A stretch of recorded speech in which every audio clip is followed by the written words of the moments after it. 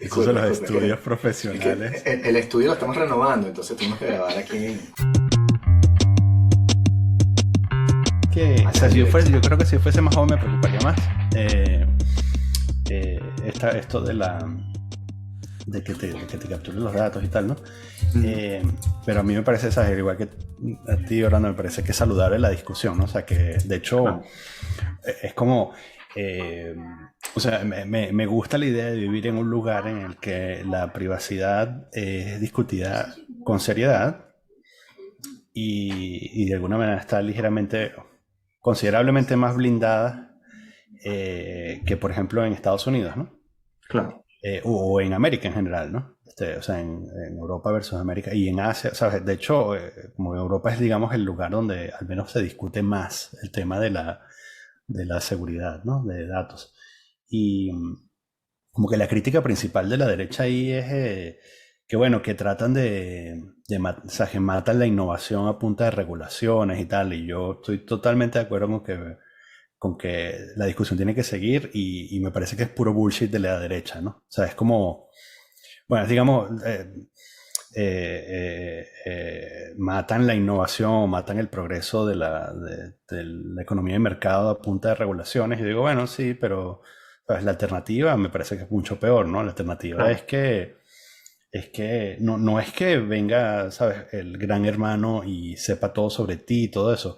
La alternativa o el problema es que vas a tener un montón de llamadas bullshit para venderte mierda, ¿no? Y eso es, Claro. digamos, como el infierno no es que nos van a meter a todos en campo de concentración, el infierno es que no vas a poder ni siquiera pasar un minuto sin que alguien te haga una publicidad mal enfocada, ¿no? Claro. Pero, eh, y bueno, es como para darle un giro medio cómico, o sea, sí, digamos que quizás haya peligros desde el punto de vista político, porque, por ejemplo, si esos datos caen en malas manos, alguien podría, por ejemplo, hacer una segmentación por el por la densidad de vacunados, ¿no? Entonces tú podrías decir, Sí. en esta parte de la ciudad, sí, en este municipio, hay una alta densidad de no vacunados que está correlacionado con los votantes de derechas. Y Sí. entonces tú podrías canalizar mejor tu presupuesto eh, de, de Publicitario. publicidad, ¿no? Entonces podrías, y por supuesto la izquierda haría exactamente lo mismo, ¿no? O sea, podría decir, Claro. bueno, donde hay mayor densidad de vacunados, entonces podrías tocar algunos temas que de pronto en otros sitios no pegan tan bien, ¿no? Claro. Para Que es movilizar a las todo, masas. que es todo el asunto de Cambridge Analytica Exacto. y los Ujú, datos que se ujú, liquearon en Facebook y exacto. cómo esos datos precisamente afectaron los resultados de la elección. Ujú, Sí, por supuesto, todo eso hay que tener mucho cuidado con eso porque esa tecnología también está avanzando. ujú. La tecnología que quiere manipular a la gente, no sé qué, eso. Este, pero sí, o sea, en todo caso, creo que estamos suficientemente preocupados, estamos suficientemente ocupados con la situación como para mantener un nivel de debate saludable. Mm. Este, pero bueno, vamos a ver a dónde vamos. El asunto es que cuando vamos al punto específico de, de la gente, de la vacunación y las medidas para contrarrestar el avance de una pandemia,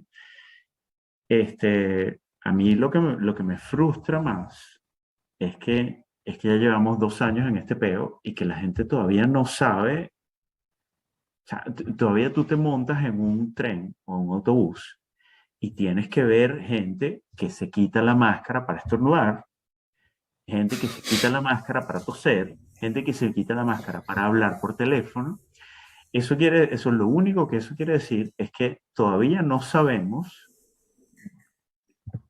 con qué es con lo que estamos lidiando. O sea, porque Mm. incluso gente que tiene el gesto de, yo me estoy protegiendo y te estoy protegiendo a ti con la máscara puesta, no sabe cómo se usa.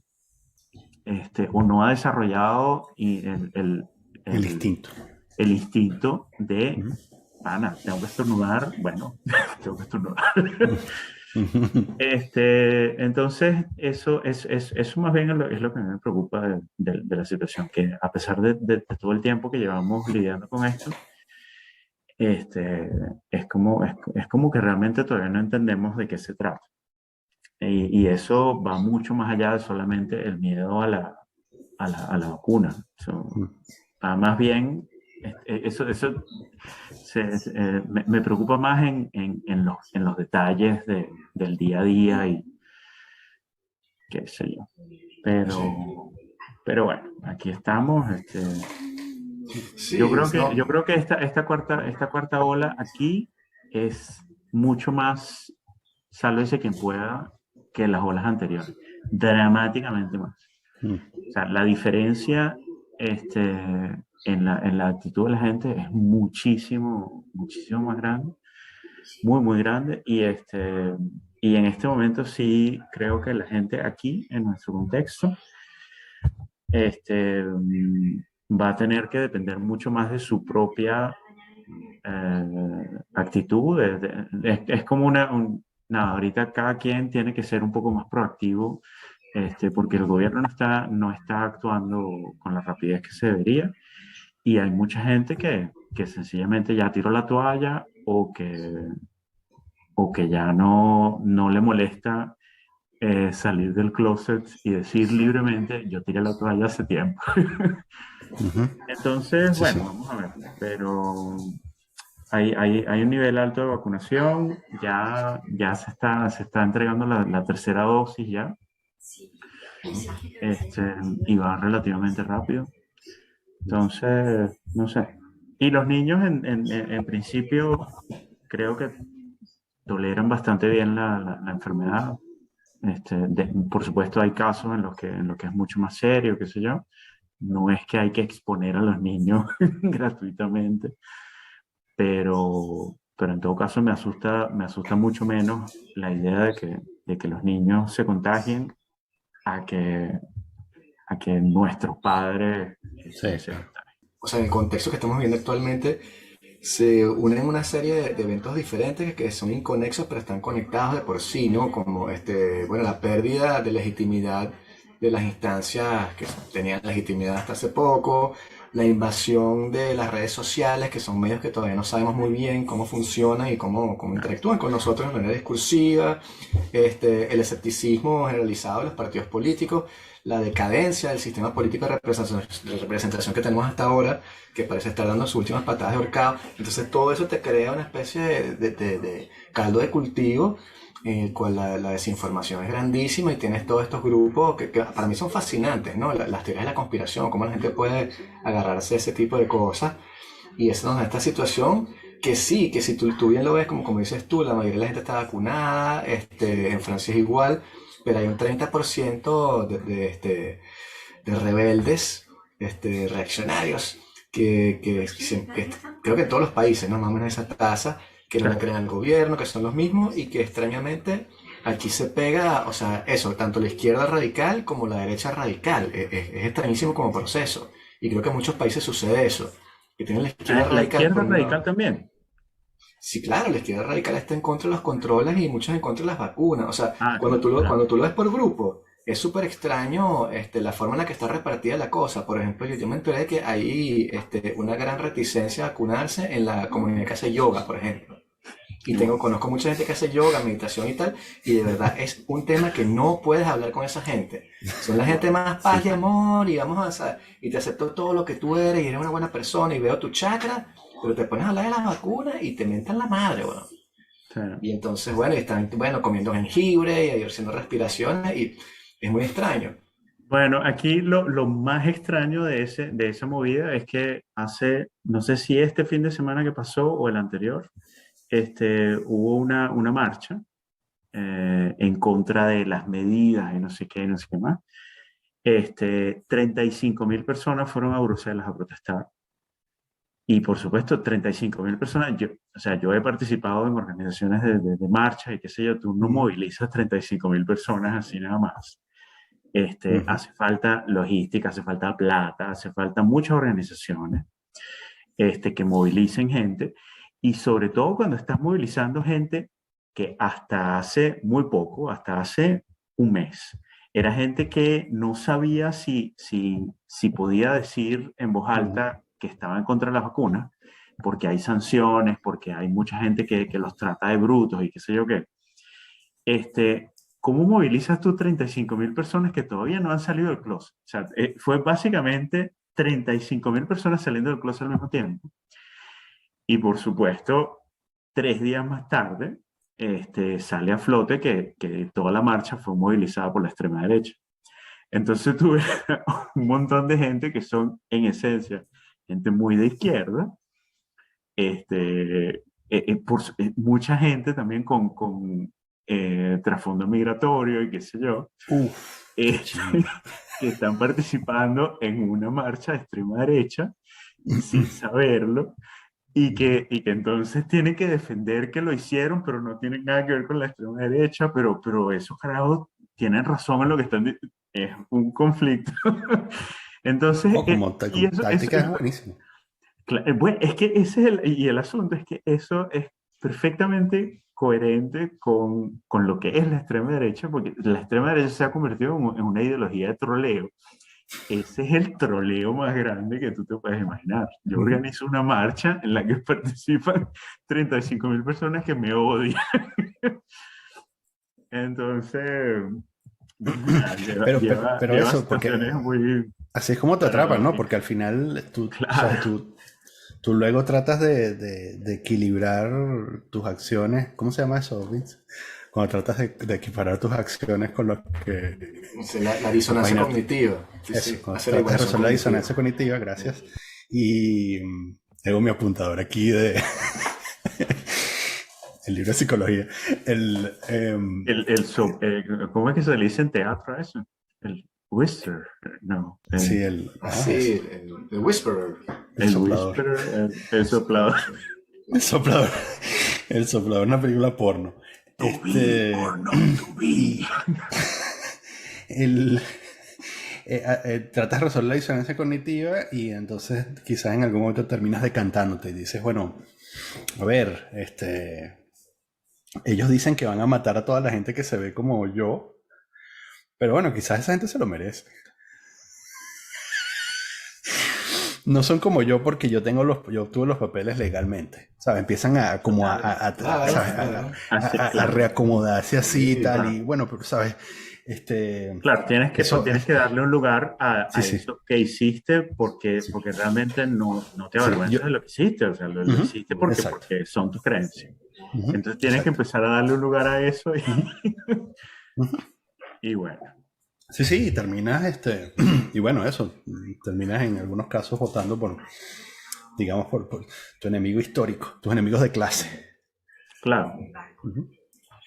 Y justamente cuando Daniel me dijo que ibas a venir, me dijo también que desde la conversación que tuvimos hace años, en el podcast 3 o no así, que estábamos hablando de interseccionalidad y todo ese rollo, y me dijo que tenías una lectura bastante interesante de cómo ves esta mal llamada wokismo o justicia social, que tienes una aproximación diferente.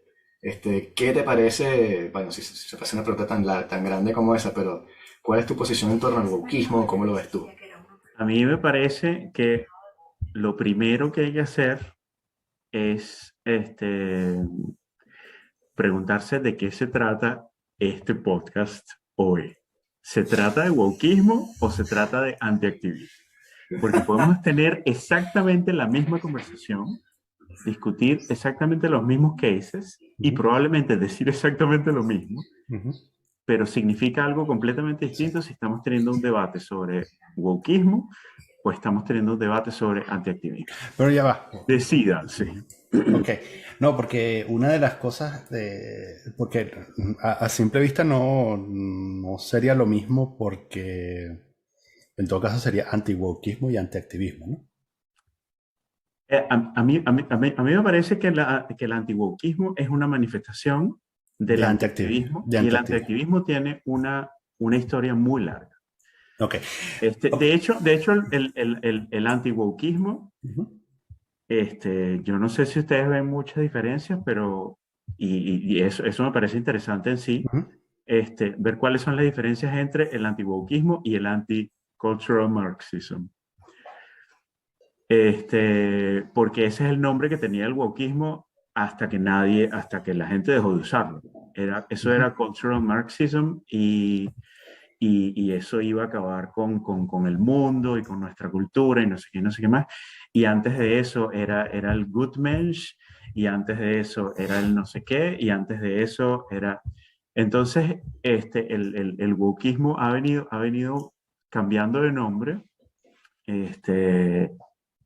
básicamente en base a los anti-wokers, esos son ellos, porque ellos son los que le están dando el nombre siempre. Y si seguimos yendo hacia atrás, a mí me parece que hay una historia muy interesante de antiactivismo, que me parece que bastante más esclarecedora que la historia misma del wokismo, que al final es una especie de trend o de moda o de label que se empezó a usar en un momento, se terminará de usar. Ya en este momento estamos casi pasados de moda, o sea, estamos aquí en la rayita, porque ya yo creo que mañana nadie va a hablar más de wokismo, se le va a dar otro nombre y vamos a volver a discutir sobre eso. Y la gente que protestará contra el próximo label del wokismo son exactamente los mismos que han venido protestando sobre los nombres anteriores que ha tenido el fenómeno.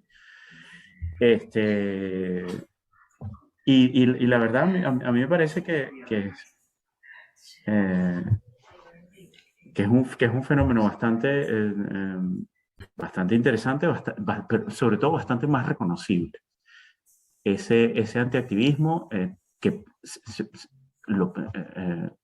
puedes decir que, siendo muy simplista, uno podría reducirlo a una especie de conservatismo que se resiste a cualquier avance de la juventud, de la rebeldía juvenil y qué sé yo. Y en ese sentido se puede asociar el antiwokeismo con el antihipismo de los 60, 70, con la antiizquierda, con la respuesta al mayo parisino. La verdad es que a mí me parece mucho más interesante, intelectualmente hablando, verlo desde esa perspectiva, desde el negativo del wokismo, desde el anti-woke. Ok, no, varias cosas ahí que te quería preguntar. Estás asumiendo que como toda militancia tiene que ser militancia woke. Como que si te sales del espectro woke, eres de facto antimilitante. O sea, no puedo hacer militancia. Por ejemplo, si mi postura para ayudar qué sé yo, a una minoría discriminada es vertir fondos para ayudar a la gente sin importar el color de piel o la raza o lo que sea, simplemente tomando en cuenta factores socioeconómicos, como harían los marxistas de antaño. No estoy haciendo wokismo porque estoy ignorando toda la discriminación interseccional, etcétera, porque tendría que darle plata a los blancos también, por ejemplo, a los white trash tendría que ayudarlos también. Sin embargo, estoy haciendo una forma de activismo político.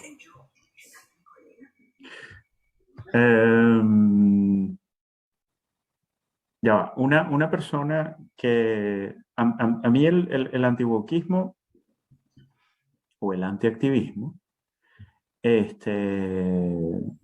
a mí me parece más bien un asunto discursivo, un asunto es un fenómeno del debate, es un fenómeno político. Es más bien gente que, por ejemplo, en este momento hay un rector de una de las universidades más grandes, flamenca, le dedicó una gran parte de su speech inaugural a advertir sobre los los peligros del wokismo o del activismo radical. Y el siguiente paso fue eliminar los subsidios o el apoyo institucional de la universidad a una organización que hasta ahora realmente siempre había sido una organización de activismo en contra del racismo y que había presentado y que había propuesto ideas y realizado protestas y qué sé yo qué, que a mí realmente nunca me parecieron muy radicales. Al mismo tiempo, el rector de otra universidad aplaudió la evolución que ha tenido uno de los debates que hay aquí por excelencia, y ya ahora que empieza diciembre, normalmente deberíamos estar discutiendo eso otra vez, pero esa discusión ya se acabó, que era la discusión sobre una figura, que es la figura que acompaña a San Nicolás aquí. San Nicolás aquí se llama Sinterklaas, y por supuesto van a decir, no, no es lo mismo, no sé qué, pero bueno, simplificando un poco, San Nicolás aquí se llama Sinterklaas, y tiene un ayudante, que se llama el negro Pete, el negro Pedro. Ese negro Pedro tiene rulos, tiene, es la fisonomía, es una fisonomía bastante parecida a la caricatura del negro de la época colonial, muy a la como el blackface y todo el minstrel y todo esa caricatura racista americana. ¿Ustedes vieron Bamboozled Sí, de Spike Lee? de Spike Lee. Bueno, esa discusión, sobre toda esa tradición de blackfacing y no sé qué, esa discusión se ha llevado aquí en Bélgica durante los últimos 10 años o algo así, de una manera bastante ruda. Y ahorita, yo creo que este año ha sido el año que hemos tenido menos discusión al respecto, porque ya el cambio se dio. El negro Pedro ya evolucionó, y lo que era antes la excusa de por qué el negro Pedro es negro, era porque él bajaba por la chimenea y entonces nada, él quedaba negro por el carbón. Pero en vez de tener manchas negras por todos lados, el negro Pedro era negro, tenía la bemba colorada, y tenía rulos. Entonces era una disonancia cognitiva seria que todo el mundo tenía que mantener en pie porque, coño, los niños. ¿Cómo vamos a romperle la fantasía a los niños? Entonces, ¿qué pasa? Que eso ya cambió. Ahorita el negro Pedro tiene manchas de carbón. Okay. Y por supuesto, realmente la evolución nunca realmente afectó a nadie, no traumatizó a nadie, no traumatizó a los niños. Habrá 2 o 3 carajos que todavía se siguen quejando. Habrá 2 o 3 carajos que todavía siguen, no, el negro Pedro es negro y tal.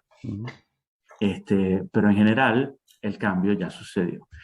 Y entonces llega un rector de otra universidad, la Universidad de Amberes, y dice que nada, que los tiempos están cambiando, y que uno de los ejemplos es la evolución del negro Pedro gracias a, y menciona a 2 tipos que son actores blancos flamencos, que ellos representaron la figura de San Nicolás y la figura del negro Pedro en programas de televisión y no sé qué, y que su participación en el debate fue así como que, mira, no es para nada traumático que las cosas cambien. Y entonces uno de ellos llegó y escribió un artículo como hablando desde el punto de vista de Sinterklaas, diciendo, mira, los tiempos han cambiado y no sé qué más. Pero ese artículo fue el resultado de años de activismo de agrupaciones como la agrupación de la cual tomó distancia el rector de la otra universidad.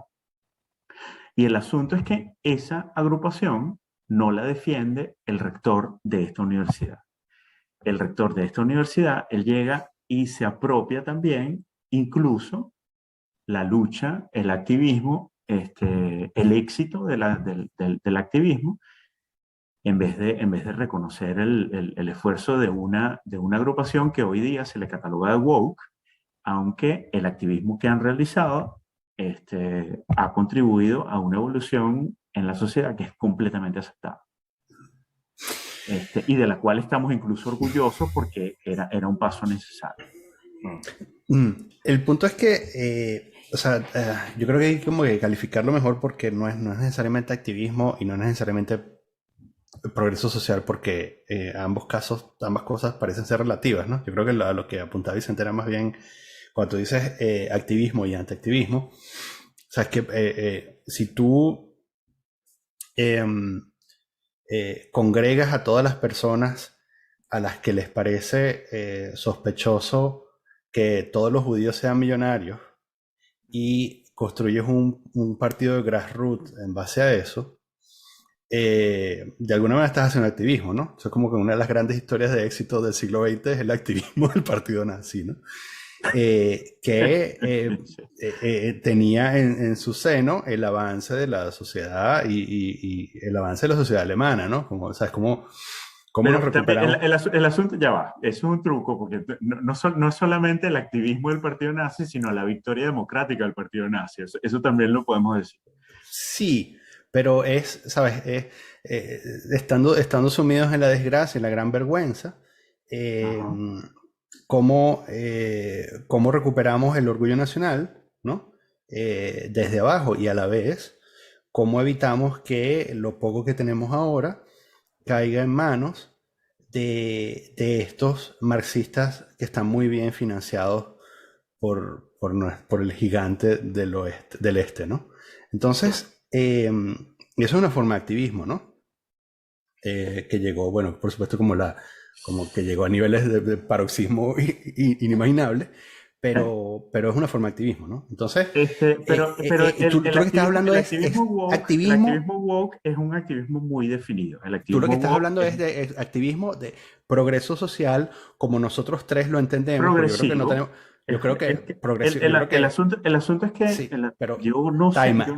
Porque yo creo que nosotros tres estamos de acuerdo en lo que significa progreso social. Claro. Entonces, pero no todo el mundo está de acuerdo con nosotros tres. Entonces, cuando nosotros decimos progreso social... Claro, pero el activismo de extrema derecha, porque estos carajos convocaron una marcha, a la que fueron 35.000 personas, ellos no se van a llamar a sí mismos progresistas, ellos no se van a llamar a sí mismos, no se van a llamar a sí mismos de izquierdas, no se van a llamar a sí mismos de no sé qué. Entonces sí hay como es un antiactivismo muy explícitamente dirigido a algunas formas de activismo, y son las formas de activismo que tienen que ver con justicia social, con igualdad, con asuntos raciales, con asuntos de género, con asuntos que tienen que ver con desigualdad económica. Son movimientos activistas que con ecología últimamente también. Son movimientos que son básicamente de izquierda. Eso es el antiactivismo al que yo me refiero. Hay gente que puede, desde una posición muy de derecha, decir, bueno, nosotros somos activistas, y nuestro activismo es defender al negro Pedro. Pero básicamente eso es trolear. Básicamente, una de las grandes victorias de la derecha en este momento es apropiarse de todo elemento discursivo desarrollado por los movimientos activistas a los que se oponen. Y por ejemplo, tú ves en la marcha esta de anti-vaxxers, básicamente una marcha de derechas. Las pancartas que veías eran My Body, My Choice. Eran todos los eslogans que ha desarrollado Me Too, que han desarrollado los pañuelos verdes en Argentina y en Chile, que ellos mismos han denominado feminazis durante mucho tiempo, no sé qué. Todos esos eslogans se los apropian esa misma gente, básicamente para trolear. Y de esa misma manera dicen, bueno, nosotros también somos activistas, entonces dennos subsidios por activismo. Pero eso es básicamente troleo y eso es el gran avance o el gran éxito de alt-right a nivel global, además. Ok. Este, No, solo para centrar un poco más la discusión. Voy a tratar de definir lo que entiendo yo por wokismo y después de pronto explicar cuáles son los problemas que tengo con esa aproximación, ¿no? La forma en la que lo veo yo es que el wokismo, bueno, es una palabra tan horrible, pero bueno, el wokismo tiene un precepto ontológico, ¿no? Que va a partir del hecho de interpretar toda realidad o toda interacción entre dos personas como política y va a entender la política como una desigualdad de poderes en la que siempre va a haber un opresor y un oprimido. Entonces, ese es el primer lente con el cual a ver el mundo, ¿no? Después, opresor y oprimido lo puedes declinar en una raza contra otra raza, contra las mujeres contra los hombres y una pila de cosas. Luego tienes el precepto epistemológico que te va a decir cómo haces para analizar esa realidad que acabas de describir y que va a ser el intento de pasar por el lenguaje, ¿no? Y vas a retomar Foucault, porque el lenguaje es poder y el lenguaje es diferencias de poder, etcétera. Y entonces vas a tratar de buscar en toda locución quién es el opresor y quién es el oprimido para tratar después de construir a la Derrida esa relación de poder y dejarla al desnudo y de pronto dinamitarla y luego construir una especie de hombre nuevo. Entonces, tengo varios problemas con esa aproximación, ¿no? Uno, que muchas relaciones humanas no son de explotador y explotado. sí. Porque como todo movimiento, el wokismo se basa en un principio que tiene razón, que sí sucede, sí sucede. Muchas veces tú vas a ir al trabajo y te van a discriminar por tu color de piel o por tu sexo y no te van a contratar. Pero eso no significa que cada vez que pierdes un trabajo se deba netamente al hecho de que tú seas de un cierto color de piel o que tú seas una mujer. No, Hay otros factores que suceden pero allí. yo estoy de acuerdo con tu análisis. Lo único que me parece que es problemático, y creo que es lo único que te parece problemático, es la aseveración de que todo se ve de esa manera. Eso no me parece correcto. Yo creo que la gente Ok. la gente que estás describiendo, y cuyo comportamiento o cuya manera de ver el mundo es problemática, no es gente que ve todo el mundo como como un conflicto de poderes o como un conflicto de opresiones o gente que califica todo tipo de conflictos como consecuencia o como una manifestación de alguna tendencia postcolonial o qué sé yo qué. El asunto es que cuando uno dice que toda esa gente ve todas esas situaciones de esa manera, entonces uno quiere atacar eso. Mira, no, eso no es así, pero es que el asunto es que, y me tomo a mí mismo como ejemplo de esa persona, el asunto es que nosotros no vemos todo de esa manera. Y el asunto es que Sí. sí hay situaciones en las que eso pasa. Y esas situaciones hay que visibilizarlas. Pero el asunto es que si nos distraemos diciendo, no, es que no siempre el asunto es racismo. No, pero es que yo no estoy diciendo que siempre es racismo.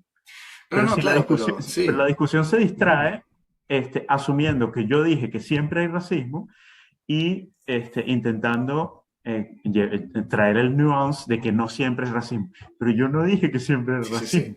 No, no, no, tú Entonces estamos no. básicamente perdiendo el Pero, tiempo claro. y al final lo único concretamente que está pasando es que el caso en el que obviamente hay racismo, no lo estamos discutiendo en términos de racismo, que son los términos en los que se debe discutir esa situación. Pero es raro, o sea, yo entiendo muy bien tu posición y entiendo que desde un punto de vista militante eso tenga sentido, pero cuando tú lees los textos originarios o los textos de divulgación como el de Ibrahim Kendi, el de cómo Ujú. crear un bebé antirracista, él lo dice muy claro. Él dice, el racismo está en la sociedad, está imbuido allí y es parte de todas las relaciones humanas. Robin DiAngelo también lo dice. O sea, Robin DiAngelo tiene el tupé de decir que si tú eres blanco y crees que no eres racista, eres racista. Entonces, no hay nada que tú puedas hacer, es un catch 22. Ellos los ponen de manera bastante clara y es lo que supuestamente están dando en las escuelas de Estados Unidos, ese es otro tema. Pero cuando la gente se opone a eso, es también por esa especie de implicación por la pertenencia a un grupo. Y eso supongo que es lo que más tengo problemas yo, porque yo vengo de una formación mucho más como hippilonga, como decías tú hace poco, en la cual Ujú. el individuo prima y tú tienes derecho a hacer con tu vida lo que te dé la gana y tú te construyes como ser. Y esta gente está diciendo, no, no, no, no, no, esa lectura no la puedes hacer, tienes que ver primero el grupo al que pertenece la persona para saber qué tipo de estructura de poder en la cual él está imbuido, en qué parte de la clasificación social él está y a quién está oprimiendo y a quién no, quiéralo o no. Y No, entonces ahí es que pero es que tengo problemas. pero esas opresiones existen. Sí, no, no, en ciertos casos, como te decía, pero no siempre. No, No. pero es que nadie está diciendo que siempre existen. Se está O sea, diciendo Robin DiAngelo esas sí lo opresiones. dice. Claro, siempre hay un radical que dice, vamos a hablar solamente de los radicales o vamos a hablar No, no, no, o sea, digo la teoría, la de parte la gente teórica. real. Sí, porque yo hablo ¿Podemos de hablar de la la gente parte real o vamos a teórica. hablar solamente Sí. de los radicales? Porque si tú ves, o sea, Y el asunto es que una cosa es desconocer que el racismo existe, es tan grave como, como asumir que siempre que todo está determinado por racismo. Pero el asunto es que si eliminamos las dos o tres personas que dicen eso y eliminamos las dos o tres personas que dicen eso, vamos realmente a hablar sobre sobre la manera en la que la situación realmente se está entendiendo. Y el asunto es que no solamente sí hay un discurso de, de, de libertad individual con el que crecimos, en el que creemos, y eso a mí me parece algo en lo que creemos, en lo que cree muchísima más gente de la que creemos que lo cree. Este, el asunto es que no solamente ese no es el único discurso válido. Nosotros tenemos hasta cierto punto la libertad de crear nuestro éxito, pero hasta cierto punto. Porque a partir de no, cierto claro, sí. punto hay otros factores que juegan un factor que juegan un papel que no es para nada, que no es para nada eh, Despreciable, sí, menospreciable. despreciable. Sí, sí. Y eso tiene que ver con género, eso tiene que ver con si eres guapo o no, si respondes a los estándares de belleza o no. Eso tiene que ver con el nivel socioeconómico en el que creciste, eso tiene que ver con muchísimos factores y no solamente con Will Smith y The Pursuit of Happiness y la creencia de que no, no, no, si tú tienes que creerlo y va a pasar. Eso Sí. puede pasar, sí, pero siendo realistas hay que tomar en cuenta que hay muchísimos factores que juegan un papel importante en, eh, en las limitaciones que vas a tener o no eh, a la hora de intentar alcanzar tus metas. Claro. Por ejemplo, un ejemplo muy sencillo, muy trivial, muy banal.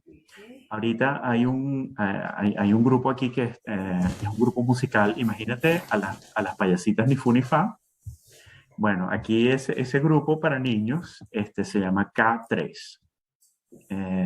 K3 porque las tres miembros originales del grupo eran una rubia, tres muchachas blancas, una rubia, una de pelo negro y una pelirroja, que una se llamaba Karen, la otra se llamaba no sé qué, Crystal y la otra se llamaba no sé qué. Entonces eran las tres Ks, K3, ese era el nombre del grupo. Ellas tres, nada, ya son gente un poco mayor que nosotros, creo. Entonces ya se dejaron de eso, entonces la compañía la compañía discográfica que las aporta es toda una empresa del entretenimiento que está atrás de las 3K. La compañía lanzó una búsqueda para las nuevas K3. Y entonces encontraron tres muchachas jóvenes, talentosas, blancas, una pelirroja, una rubia y una de pelo negro. Y ellas mantuvieron también durante algunos años, mantuvieron el mismo formato. Ellas también obedecen a un cierto estándar de belleza, no sé qué, lo cual no es accidental. Porque es exactamente lo mismo que nosotros, lo que nosotros criticábamos, o que yo sé que había gente que lo criticaba hace 25 años cuando estábamos en Venezuela, sobre Xuxa y por qué Xuxa tiene que estar en bikini si está presentando un programa para niños, y la gente decía con desparpajo, coño, pero es que los papás también tienen que ver algo. Bueno, esa mentalidad, eso se defendió la semana pasada aquí, porque se está buscando la rubia de la nueva formación. Decidió que ya no lo hacía más, y entonces estaban buscando a la tercera Cadrí. Y en una hay un artículo que mandó Pratt hace mucho tiempo, sobre cómo el capitalismo era el drive principal del cancel culture. Básicamente todos esos movimientos activistas son demonizados hasta que alguien encuentra una manera de hacer plata con eso. Y entonces en ese momento eso se convierte en la norma. Bueno, Cadrí llega y dice, bueno, nosotros somos inclusivos y vamos a buscar a la tercera miembro de Cadrí, y que venga de cualquier parte, de cualquier sector de la sociedad. Minorías participen, y nosotros vamos a elegir a la persona más talentosa, y esa va a ser, y esa persona, esa muchacha, esa persona va a ser el tercer integrante de la agrupación. Nada, gender inconform, ¿cómo es? Gender non-conform, muchachas con trasfondo migratorio, con otro color de piel, no sé qué más. Todos participaron en un reality show, por supuesto, obviamente, para ir eligiendo, para ir sacando, esta ganó y esta ganó la semana que viene, no sé qué, para ir eligiendo quién iba a ser Cadrí. En la final, las tres candidatas eran rubias. Y el asunto es que como el grupo, el grupo lingüístico flamenco es muy pequeño, cualquier producto, por ejemplo, traducir una película, si tú traduces una película tienes que tener un mercado suficientemente grande. Entonces la traducción solamente se hace si el producto es interesante para Holanda y para la zona flamenca. Porque fuera de aquí, qué sé yo, se habla un poco de holandés en Aruba y ya. Entonces, ¿qué pasa? Que para apelar al público, si tú eres un producto de público, tienes que apelar al público, y para apelar al público en la zona neerlandófona, tienes que apelar a los flamencos y a los holandeses. Entonces era obvio que no solamente el tercer elemento de Cadrí iba a ser una rubia, porque ese era el formato, sino que iba a ser una rubia holandesa. Porque tienes que apelar también, es un asunto de representación, representation, no sé, entonces, que también es uno de esos elementos, somos inclusivos, somos representativos, no sé qué más. Todos esos elementos los adopta una empresa y lanzan toda una campaña para básicamente, la única intención es que haya más masa crítica consumiendo. Y si la masa crítica se hace más diversa, entonces hay que diversificar, hay que apelar al discurso de diversidad y de inclusión para que esa gente nos compre. Pero al final, el resultado, la ganadora, fue una rubia holandesa. Que es lo que todo el mundo sabía desde el principio, que es lo que se estaba buscando desde el principio, pero en este momento ya no puedes decir, estamos buscando a una cantante o bailarina que sea guapa, que sea rubia y que sea holandesa. Porque entonces te van a caer encima las leyes que ya cambiaron. ¿Tú crees que en toda esa historia hay una fuerza opresora o negativa? La fuerza opresora, sistemático, ¿no? Sistémico. Claro, la fuerza opresora es que el jefe de esa empresa de entretenimiento, cuando él llegaron y le dijeron, mira, tanta bulla de que la inclusividad y no sé qué, y al final el resultado fue una rubia, ¿a ti no te parece que ustedes le fallaron a las minorías? Bueno, la respuesta del carajo, no, ellos no fallaron a nosotros les dimos la oportunidad y ellos no la aprovecharon. Entonces, ¿qué pasa? Que eso, incluso esa situación se utiliza para reforzar el discurso de que ya estos carajos, o sea, por más que lo intentamos, es que coño, o sea, sí, está pasito a pasito, pero todavía les falta. Y eso revela que sí hay un esquema, sí hay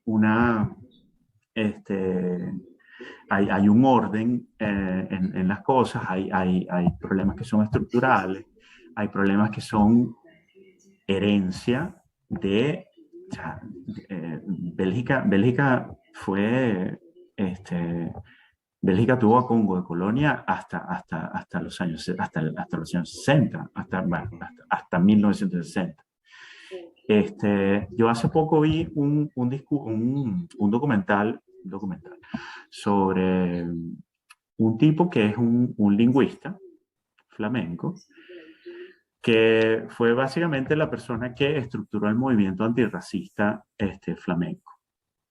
Y el tipo decía, mira, yo estudié en la escuela colonial. O sea, él lo que estudió era, no sé cuál es el nombre de la carrera, pero era algo así como estudios de cooperación internacional, algo así. La gente que estudiaba cooperación internacional hace 30 años, 40 años, que gente que no, menos, 70, 80, sí, 30 años, todavía aprendían a nivel universitario cosas como que el negro no se entiende a sí mismo, nosotros somos los únicos que podemos entender al negro, literalmente. Esas son cosas que se enseñaban en la universidad hace 30 años. Yo estuve en la universidad yo terminé la última carrera que estudié, la terminé hace 5 años, algo así. Yo todavía tuve que ver clases con un carajo que todavía está activo en los medios, en el canal del Estado. Es uno de los periodistas más afamados hasta el punto de que da clases en la universidad. Yo tuve que ver clases con ese carajo en la que él le explicaba a estudiantes de periodismo que no toda la gente que tú entrevistas es igual, que hay gente que es más problemática que otra. Y que uno de los grupos problemáticos, por ejemplo, son los políticos. Porque los políticos tienen una agenda y un político, si tú entrevistas a un político, tú lo que vas a obtener no es necesariamente la verdad. Tú lo que vas a obtener es básicamente lo que él tiene que decir, él o ella, o X. Uno de esos grupos, el tipo tiene el desparpajo de decir que uno de esos grupos problemáticos a la hora de entrevistar son los allochtonen. Allochtonen son gente como yo, pero también gente que nació aquí y que se parece a mí. Gente allochtonen es cualquier cosa que no es autóctono. Allochtono es la palabra flamenca que es lo opuesto del autóctono. El autóctono es el flamenco de árbol genealógico, como se le llama aquí. El flamenco que puede, you can trace your roots a un pueblito en la Flandre Profonde.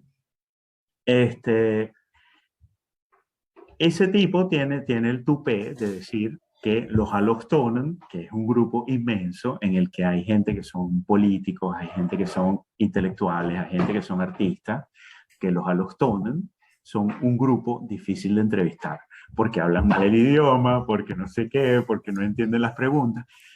Eso se enseña en la universidad, eso yo lo vi en la universidad hace menos de 5 años. Si esa es la situación en la que estamos en este momento, eso para mí justifica cualquier tipo de activismo que tenga la intención de eliminar restos de la educación colonial que se impartía abiertamente hace 30 años y que todavía se imparte de alguna u otra manera en algunos sectores de la universidad, porque muchos de esos profesores que daban clases hace 30 años todavía están dando clases. Y mucha gente que aprendió eso es la gente que está dando clases hoy, de la cual una minoría respondió de manera crítica frente a lo que aprendió en la universidad, porque venía con un bagaje, con un equipaje cultural que eran todas nociones coloniales. La propaganda, la colonia era básicamente, la empresa colonial era básicamente una empresa de propaganda en la que tú tenías que lavarle el cerebro a la gente para que creyera en la idea de que, en la noción de que esos carajos son inferiores y es nuestra responsabilidad ir a educarlos. Y toda esa mentalidad era la manera de dirigir los esfuerzos de un país a extraer recursos de otro país, lo cual es una empresa grandísima que tú no puedes realizar sin el apoyo popular. Y el apoyo popular tú lo obtienes vendiéndole una manera de ver el mundo a la gente. Y estamos viviendo en un contexto en el que a la gente se le lavó el cerebro durante decenios para creer nosotros somos superiores y es nuestra misión educar a esa gente. Y eso, los rastros de esa educación colonial que se ha recibido durante mucho tiempo y que poco a poco, incluyendo el negro Pete, que poco a poco se ha ido eliminando de las mentes, todo eso ha sido responsabilidad de algunos movimientos activistas, básicamente de izquierda, que tienen como tópicos principales, qué sé yo, la poscolonización, la colonización, el racismo y no sé qué. Ahorita, hace poco, también llegaron y por primera vez, un caso relativamente grande, de un carajo que acosaba, siendo él director, coordinador de una empresa mediática. Hacían programas para televisión y qué sé yo, pero el carajo, o sea, básicamente, mujer que llegaba a su entorno, mujer a la que empezaba a lanzarle mensajes, que no sé qué, que flirtear, pero flirtear de una manera muy agresiva y sistemática. Ese tipo de comportamiento hasta hace poco era un comportamiento que no era castigado de ninguna manera, por primera vez, después de todo el movimiento Me Too, que es parte de ese wokeismo,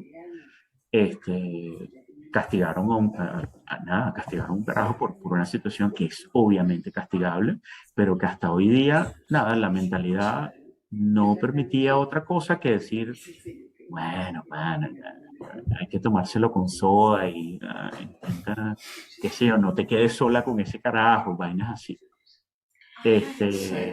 Pero entonces el asunto es que nosotros estamos, la sociedad, porque es una parte importante de la sociedad que siente una especie de aversión a ese tipo de movimientos que dicen, pero coño, ¿en serio es necesario problematizar al negro Pete? Hay mucha aversión a ese tipo de cosas, pero al final we embrace the results. Al final, lo que termina pasando son las cosas que lógicamente tienen que pasar porque realmente son evoluciones bastante razonables. Sí, claro. O sea, obviamente en la parte positiva, digamos, del wokismo, por lo menos desde el punto de vista personal, es que a veces estoy hablando con Daniel en el podcast y voy a decir marico y después voy a no decir marico. Entonces sí, está mal que yo aprenda a decir marico menos. No, eso está muy bien.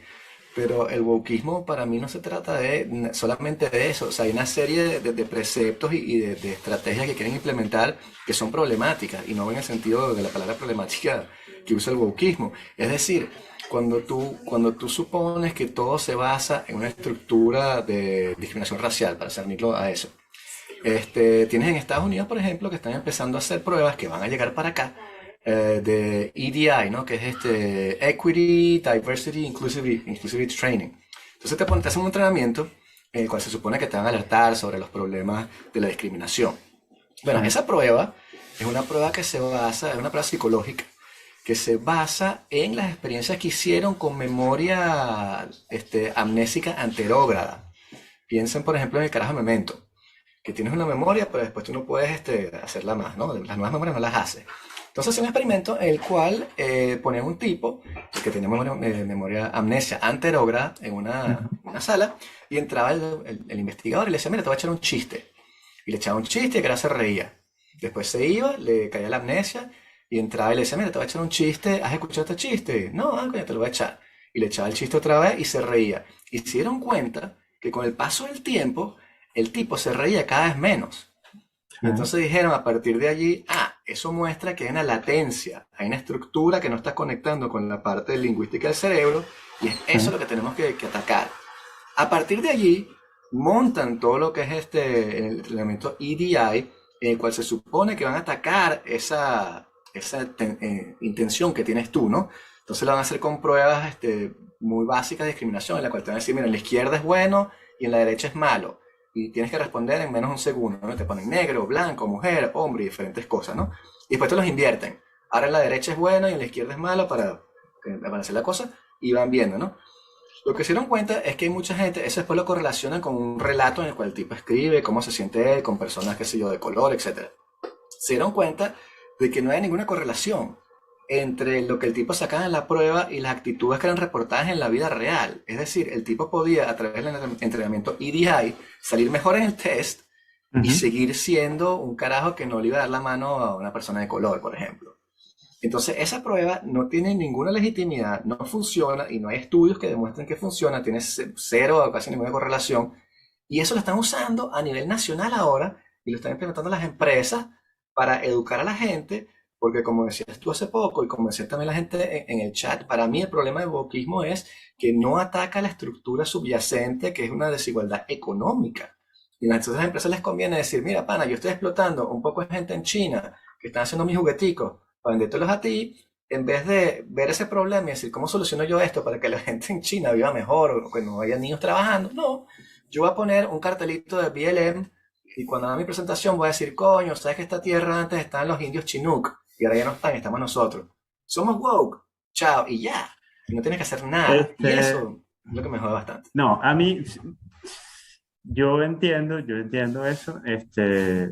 Eso también lo entiendo y es reconocible. En el sentido de que no es primera vez que lo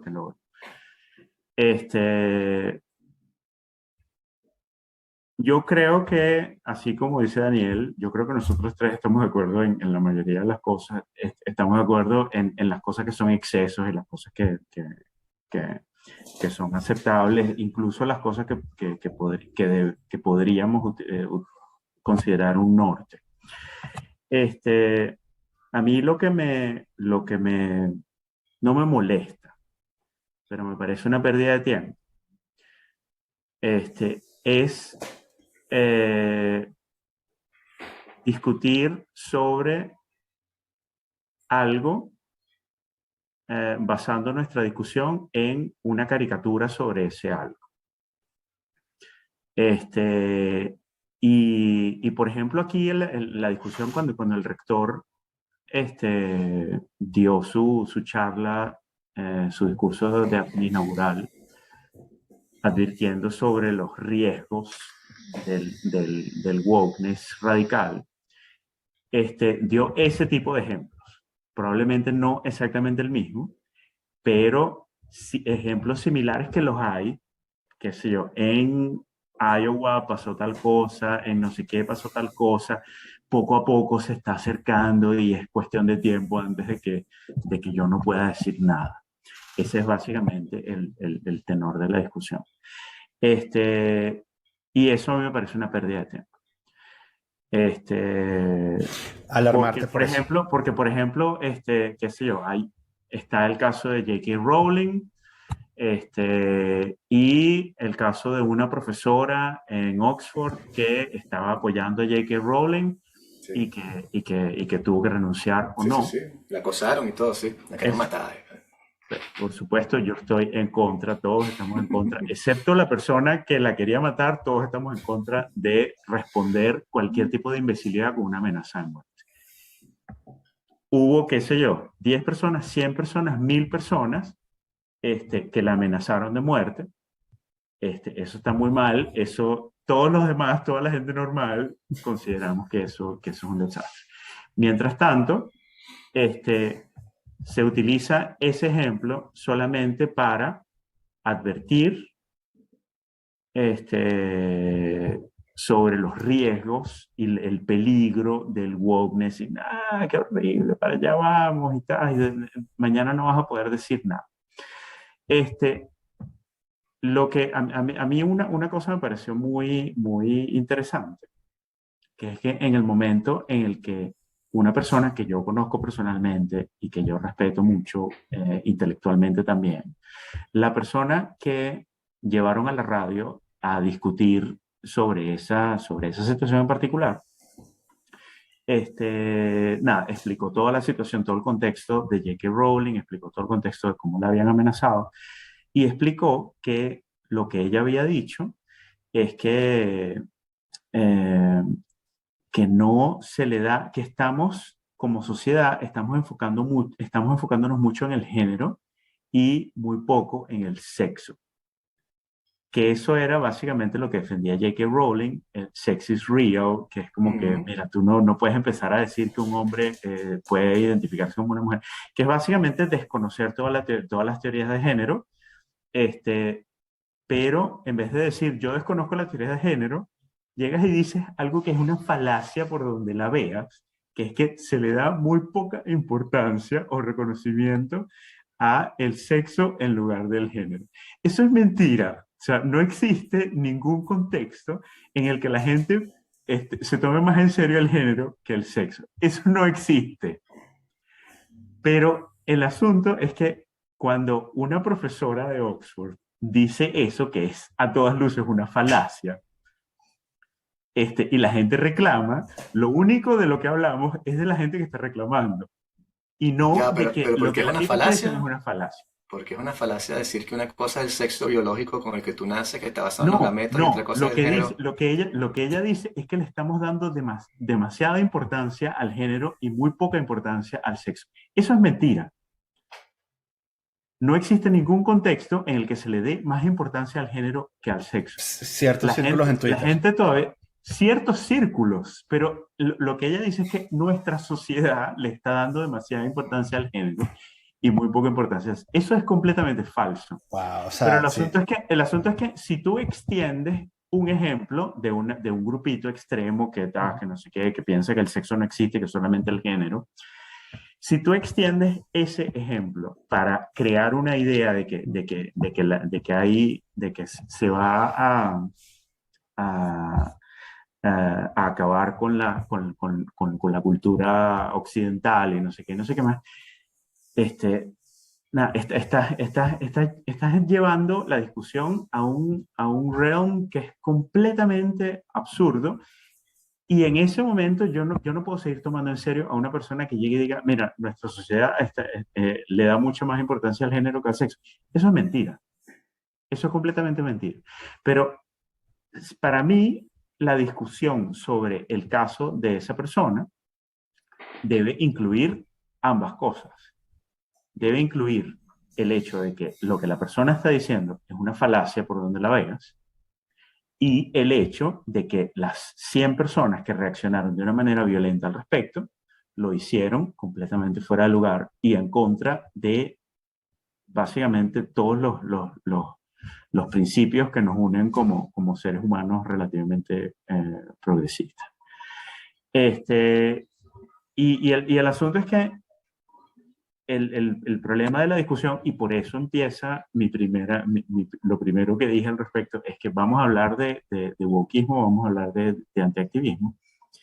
Que esta discusión, desde muchísimas perspectivas, se basa en magnificar ejemplos mínimos y muy feos para crear la idea de que hay una amenaza terrible que va a acabar con la vida como la conocemos.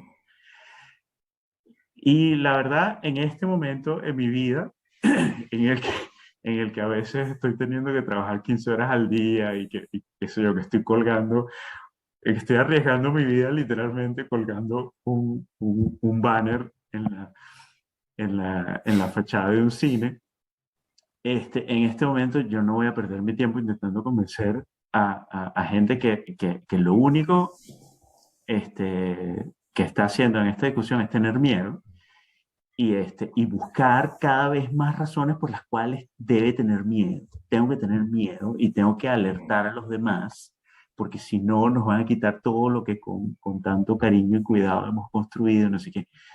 No, o sea, no, no es así. Sí, sí. Y no sé, o sea, Pero no me queda claro que no sea así. O sea, yo no estoy en contacto con las lo universidades. entiendo, No, o sea, vamos a ver. entiendo que no te quede claro que no sea así, pero Estoy seguro. para mí eso es uno de los artículos que mandó para preparar esta discusión, es un artículo de un Fox Pundit sobre por qué el wokismo es una religión.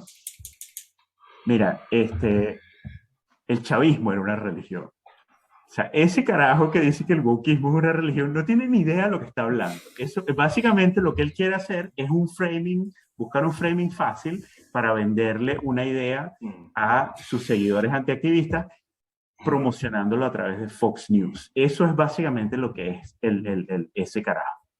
Y básicamente para mí, ok, si eso sirve en esa dirección, bueno, para mí el antiwokismo también es una religión. Y no voy a perder mi tiempo intentando convencer a los antiwokistas de que están exagerando. Prefiero hablar de algo que a mí me parece mucho más interesante, que es que todo intento de evolución social ha sido contrarrestado por los movimientos, por los grupos establecidos de la sociedad durante toda la historia. Y que yo no veo cómo eso sea distinto a lo que está pasando en este momento. En este momento hay un estamento intelectual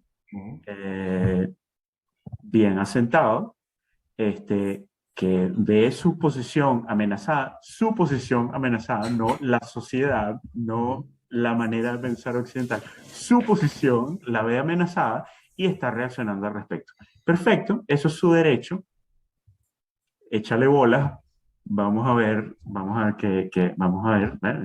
el amanecerá y su artepit tendrá manchas negras. No, o sea, no. Lo que yo te iba a decir es que, o sea, lo que no me queda claro es hasta qué punto haya una penetración de ciertos conceptos que vienen entre comillas, wokismo, que es una palabra que la verdad me parece bastante mala, en las universidades. No sé si haces un poll. Suena mejor. Wokeness. No sé si hagas un poll en las universidades si aparecerá que la mayoría de los estudiantes creen que el sexo biológico no existe. Eso no lo sé. Lo que sí sé es que me parece alarmante bajo cualquier contexto que si tú eres profesor universitario y evocas el hecho de que de pronto J.K. Rowling, que es una feminista de la tercera ola, no está de acuerdo con el feminismo de la cuarta ola, por las razones que ella expone, en las cuales podemos entrar, que si tú dices eso, automáticamente eres una especie de target al cual hay que derrotar por cualquier medida posible porque eres un obstáculo y eres transfóbico. No es el recurso. No. Estás frameando lo que quieres de la manera en que la quieres. Soy político, no te lo dije. Sí, pero échale bolas. Dale, ya yo te dije lo que yo entendí. Si tú lo quieres presentar de otra manera para la gente que escucha el programa o que ve el programa, perfecto. Dale. Pero ¿no te parece complicado que haya profesores lo que tú estás frameando no es lo que yo leí al respecto. No es una persona que se identificó o es una feminista de la tercera ola que no está de acuerdo con la cuarta ola. No, es muy específico, es una persona que miente diciendo que le estamos entregando mucha más importancia al género que al sexo. Eso es falso. En este momento, si tú haces un poll en las universidades, qué sé yo, habrá un 10% de gente que te diga, mira, yo creo que el sexo es ficticio y lo único que hay es el género. Esa es la realidad. Okay. La realidad Pero, que presentaba la otra persona es que el 90% de nuestros estudiantes piensan que solamente existe el género y no el sexo. Eso no es verdad. Y si una profesora universitaria llega y dice esa falacia, hay que discutirlo. Que por supuesto hay 2 o 3 carajos que van a decir hay que matarlo y no sé qué. Esos carajos están tan equivocados como la caraja, mucho más equivocados que la caraja misma. claro, Y pero yo no no lo estoy defendiendo a ves. esos carajos, explícitamente condeno a esos carajos. Si me los encuentro, Claro, sí, te voy a decir, tú eres un pajugo. sí. Y ya. Pero lo que, o sea, si vuelvo un poco al punto que traté de hacer al principio sobre el control del lenguaje y el lenguaje como poder. Sí. ¿Tú no ves en toda la discusión neofeminista de las TERF contra las feministas estas que hay un intento por cambiar los términos y que justamente lo ves en muchos lados que entonces la palabra mujer, por eso fue que J.K. Rowling se reveló, ¿no? Que la palabra mujer deja de tener sentido, entonces ahora es ¿cómo es Bodies Person with, who menstruates, o boys who people, menstruate, bodies with pregnant people. vulvas, y Que, sí, eso Por lo que es el ves, supuesto. nombre, eso que es el nombre aparece. de mi banda de covers de Depeche Mode. Por, Exacto. por supuesto. Mira, cuando yo entré a la universidad, yo creo que yo empecé a mandar mails a diario como en el 95. En el año 95, más o menos, cuando nosotros mandábamos mails a nuestros amigos para una fiesta, era completamente normal decir estimados amigos, poniendo una arroba en estimados y una arroba en amigos. Eso era Ahí, perfectamente ahí, normal. ahí es donde, no, ahí es donde nuestros caminos se separaron, Orlando. Perfecto. Eso era perfectamente normal y no había nadie que decía, están echando a perder nuestro idioma. Mira, no, eso es básicamente una manera light de llegar y decir, coño, o sea, sí, hay Estimados y amigos y estimadas. amigas, qué sé yo qué. Por supuesto, si un movimiento político agarra esa bandera y empiezan a decir venezolanos y venezolanas y no sé qué, y no sé qué más, como hace Maduro, por supuesto, eso es un problema. Y pero eso carajo, nada. Que yo sepa, todo el mundo se ríe de esa situación y todo el mundo, o la gente normal, Ujú. considera eso absurdo, problemático y qué sé yo qué. Pero los intentos de colonizar el idioma o desmachificar el idioma o de hacer el idioma inclusivo, hay cosas que tienen razón, hay cosas que no, hay cosas que son absurdas. Todos los idiomas son distintos. Y hay cosas que no aplican, que aplican al inglés y que no aplican al español y que no aplican al holandés y qué sé yo qué. Pero en todo caso, a mí lo que me parece importante es que así como se está teniendo discusión sobre la huella dactilar o el CST, que sigamos teniendo una discusión saludable, porque básicamente eso es uno de nuestros first world privileges. Básicamente nosotros tenemos discusiones saludables sobre cualquier vaina. Bueno, si no estamos paniqueando por la huella dactilar, ¿cómo vamos a paniquear porque a la gente llegue y le diga, no, porque haya 1 o 2 o 15 o 100 personas que prefieran decir people with vulvas o que salgan del salón si tú dices mujer embarazada o qué sé yo qué? Por supuesto, eso existe. Se van a salir, van a distraer una conversación durante 2 minutos, pero yo creo que lo peor que nosotros hacemos eh, para, para, para sobrellevar esa situación es tenerle miedo y darle más importancia de la que tiene, y verlo sobre todo como una amenaza. Mira, hay cosas Mm. que tienen sentido, hay cosas que no tienen sentido. Las cosas que tienen sentido se adoptarán con más facilidad. Las cosas que no tienen sentido, la gente se reirá y se seguirá reyendo durante mucho tiempo al respecto. Pero también el lenguaje cambia todo el tiempo por razones mucho más banales que la inclusividad. El Sí. lenguaje cambia porque los jóvenes hablan de una manera que tiene la intención de diferenciarse de cómo hablan mis papás. Sí, pero no se te Así impones de como, arriba. Esa es la así como diferencia. los cineastas jóvenes decían Papas Kino y Stewards, bueno, Papas, el idioma que habla mi papá murió. El cine, como lo conocía mi papá, murió. La sociedad, como la conocía mi papá, murió. Eso es lo que piensa la juventud siempre. Eso es lo que pensaba la juventud en los 70, eso es lo que eso es lo que pensaban los pachucos, Sí, sí, sí. eso es lo que pensaba siempre la juventud. Tú eres el pasado, yo soy el futuro y estoy construyendo algo nuevo. Y cada vez que eso ha pasado, la gente que está establecida allí dice, coño, pero no, piénsalo y tal, no vayas a echar a perder todas las vainas que hemos construido y no sé qué. A mí me sorprende la poca frecuencia con la que nos damos de cuenta de que eso es lo que está pasando. Que hay gente mayor de edad como nosotros, que somos, ya tenemos más de 40 años, somos unos Sí. viejos, que nos estamos quejando por cómo hablan los jóvenes. No, pero ya va, ok. Porque, o sea, Te estoy no voy troleando. a, no voy a defender a los viejos. No, sino que obviamente el lenguaje es siempre una cosa maleable que se va adaptando, y eso siempre pasa y siempre sucede, el lenguaje evoluciona, pero no es el mismo Amén. movimiento. Lo que estamos viendo aquí es una imposición desde arriba, vertical, en la cual se te está diciendo, no puedes decir woman, porque si dices woman eres transfobo, Arriba porque estás vertical, ¿quién?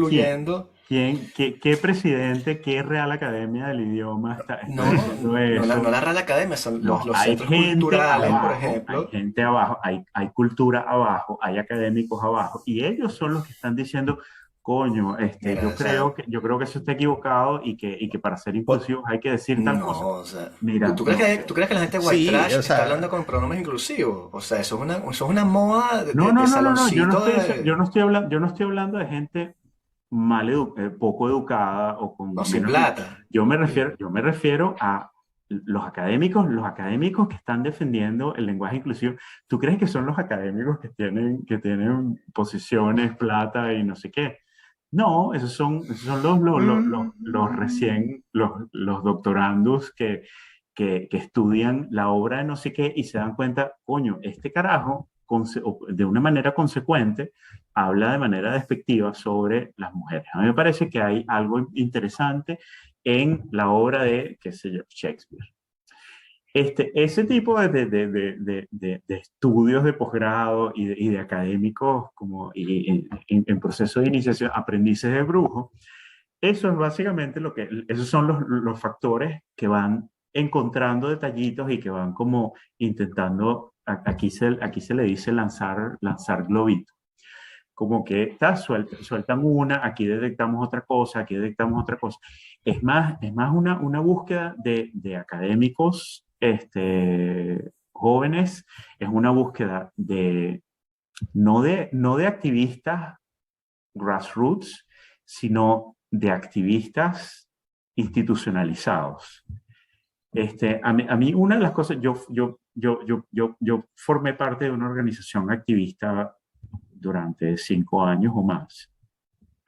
Este, y a mí me sorprendió, no, a mí nunca me dejó de sorprender la discrepancia tan grande que había entre nosotros que éramos activistas pagados de abajo y las grandes organizaciones como las grandes ONGs y qué sé yo qué, que eran organizaciones completamente blancas que asumían o que implementaban todas las cosas que desarrollaban la gente de abajo, todos los estudiantes de posgrado, todos los activistas grassroots y no sé qué, todo eso se lo apropiaba una organización, y por supuesto los tiempos han cambiado desde hace 10 años, una NGO grande que empezaba a decir lo problemático que era hablar de, en un momento, uno de esos grandes temores era referirse con términos acuáticos a los procesos migratorios,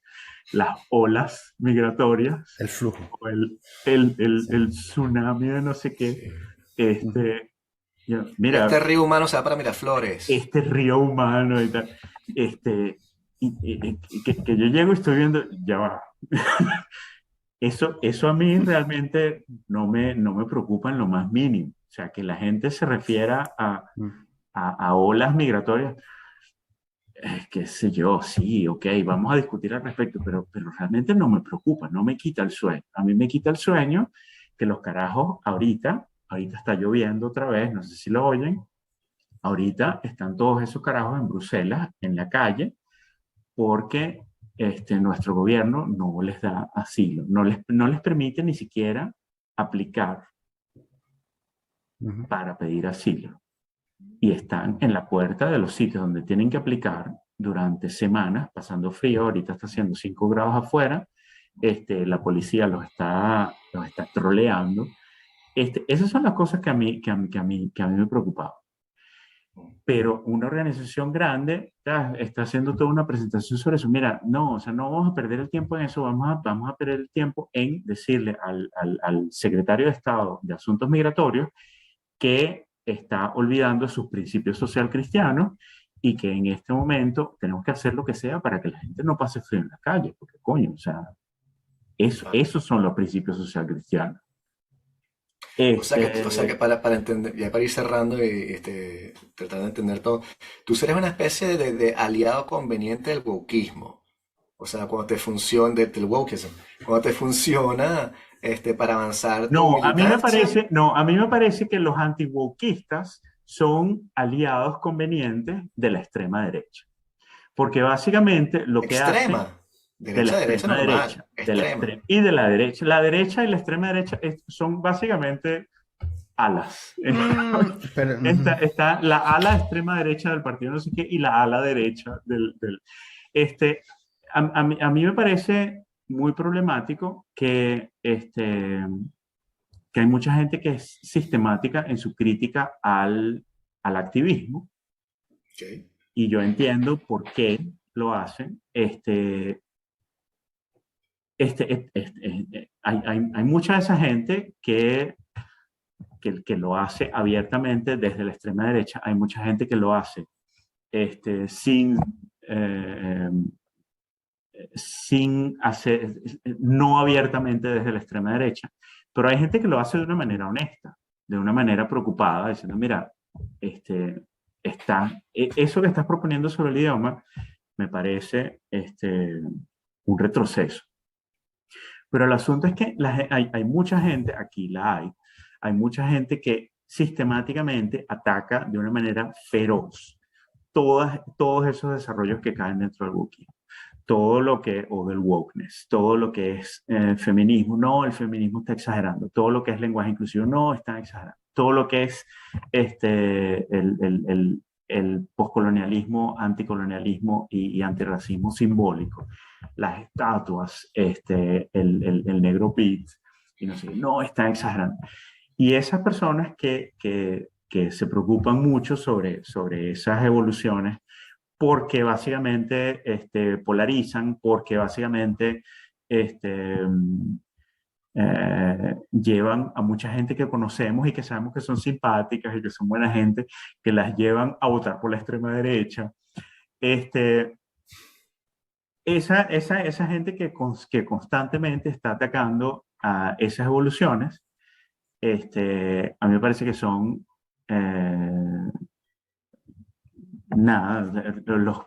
aquí se llama Objective Bondgenoten, los aliados objetivos de la extrema derecha.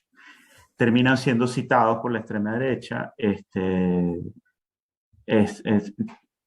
retuiteados por la extrema derecha, convocados por la extrema derecha y por la derecha también. Probablemente en la misma medida en la que a ti te parezca que yo soy un aliado objetivo del wokeness. Por mí, bien, yo soy un aliado objetivo del wokeness. Eso es algo que yo puedo defender. Yo no podría defender ser un aliado objetivo de la extrema derecha. No, yo sé cuando te conviene para avanzar en cosas concretas que te interesan a ti, como que la gente no pase frío en las calles. Y entonces ahí se hay una propuesta de desigualdad woke, porque son, qué sé yo, indios. Entonces tú vas a decir, vamos a agarrarnos el wokeismo para sacarlos de la calle. A fin de cuentas, lo que importa es que no estén en la calle. Y si son los woke los que me están ayudando aquí, finísimo. Pero si se trata de decir, qué sé Bueno, yo, que mi hija no es mi hija, sino que es una cosa ahí que la vamos a llamar persona, digo, no, no, es mi hija y la llamo mi hija. bueno, si supieras que una de las cosas que a mí me parece más, Tiller's talent, disappointing, ¿Decepcionantes? Decepcionante. decepcionantes del wokeness, es que sí, sí, debe haber un ala globalista del wokeness, pero es un ala muy silenciosa. Las alas más vocales del wokeness son las alas que tienen que ver con el antirracismo, ¿sí? Con el feminismo, con el género, con la ecología, qué sé yo. Pero las alas del wokeness que están enfocadas en el progreso a nivel migratorio, en la eliminación de fronteras, en la apertura de mecanismos legales de migración.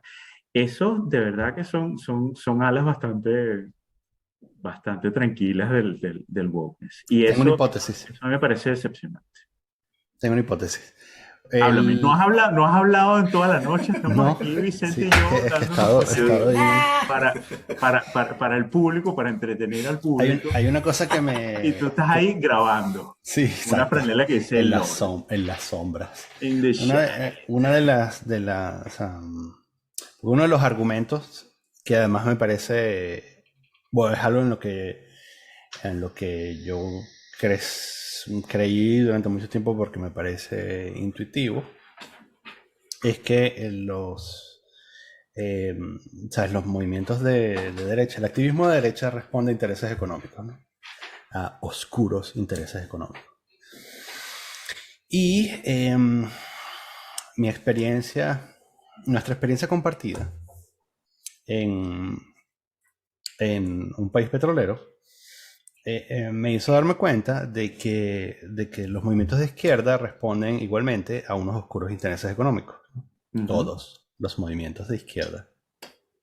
Porque, como tú bien dijiste hace horas, organizar una marcha de 35.000 personas requiere capital y logística y todo eso. O sea, todo eso se reduce a capital. Entonces, hay ciertos temas que son más económicamente viables de capitalizar que otros. Por ejemplo, el control del lenguaje,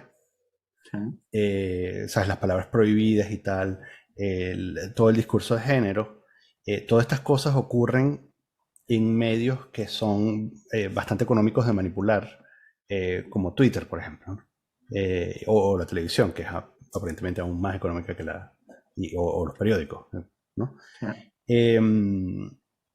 Entonces, o sea, la cantidad de dinero que tienes que invertir para obtener clout necesario como para poder controlar la conversación es razonable, ¿no? Entonces, y el oscuro interés económico podrá venir, por ejemplo, de alguna, puede ser una corporación que tritura niños para convertirlos en soya. O sea, puede ser tan horrible como eso. Puede ser Philip Morris, que está respaldando a los 5 o 6 potenciales presidentes del Consejo de Europa en 2040 y algo, ¿no? Puede ser así tan sencillo como eso, ¿no?